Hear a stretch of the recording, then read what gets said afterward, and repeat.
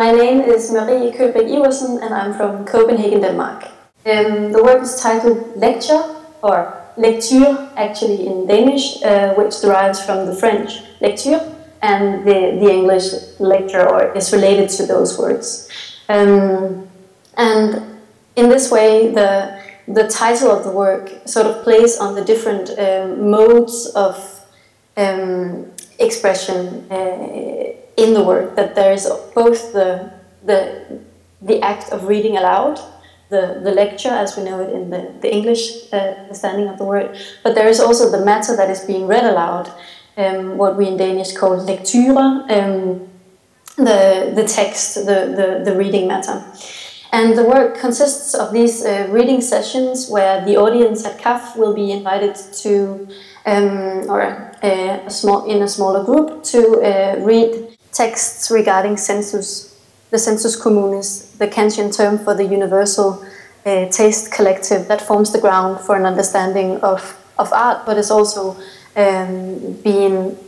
challenged in the contemporary situation. So the work consists of these readings and then a film that will be shown, that will be filmed during these readings and then screened at the end of the festival. It forms the ground for an understanding of art, but also how it's being broken up in the contemporary situation. Lecture relates in particular to my newer works that are film-based rather than video-based. I've been working a lot with feedback-based installations that are characterized by the way that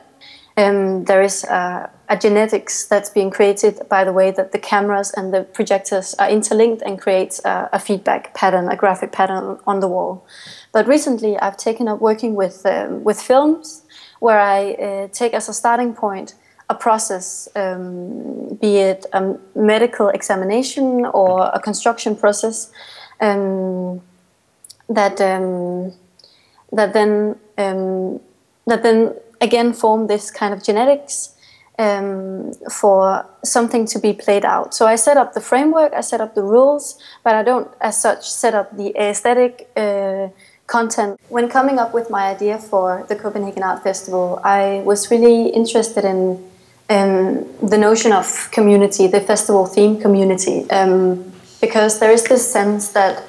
I don't know if it's in Denmark in particular, but there is this sense that that the art is elitist and that it should be, that it's a small elitist community within the larger community and that it should open up towards this larger community, and that a way of opening up towards this larger community is by really going for educational mediation of the art that's being exhibited. And it's a really, of course, I believe that it's really important to have this goal of reaching out. I am really, personally, I'm pro reaching out, but I'm critical as about the ways in which mediation is being thought of as the only way, or educational mediation, because that I think there is a danger that when explaining or attempting to explain an artwork, the audience is charged with an expectation to understand, to be able to actually understand logically the art that's being exhibited. The problem is with this expectation that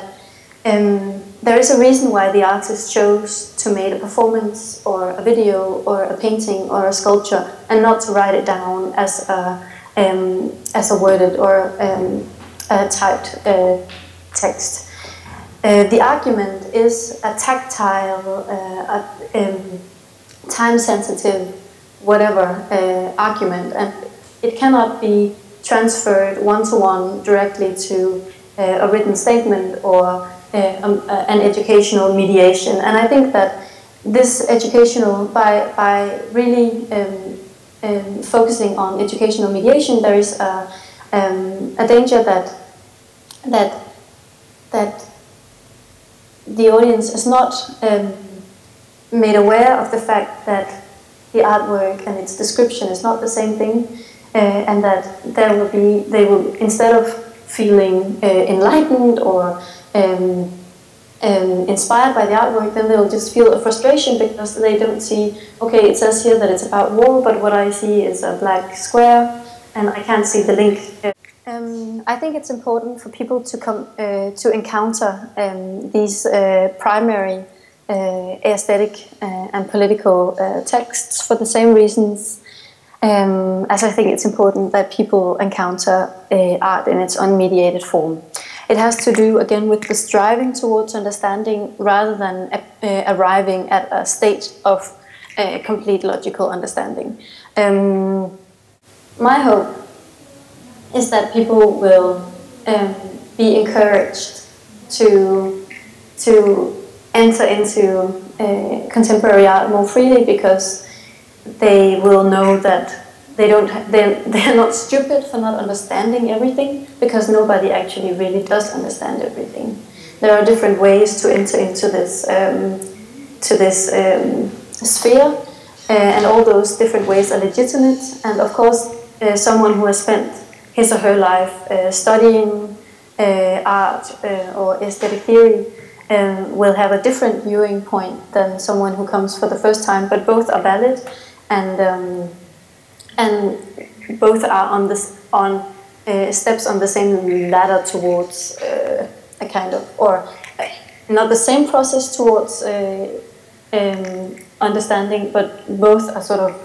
in a process of reaching forward. And I think it's really in that process of learning something new, striving towards new knowledge or insight, that we get something out of it. And in that we are all together in the viewing situation, professionals and amateurs alike. Basically, I think that it is in the striving towards understanding rather than complete logical understanding that the goal of the arts should be. That there is this opening up towards something that we might not understand, but it's in the act of actually opening up and going towards it that we may encounter something meaningful.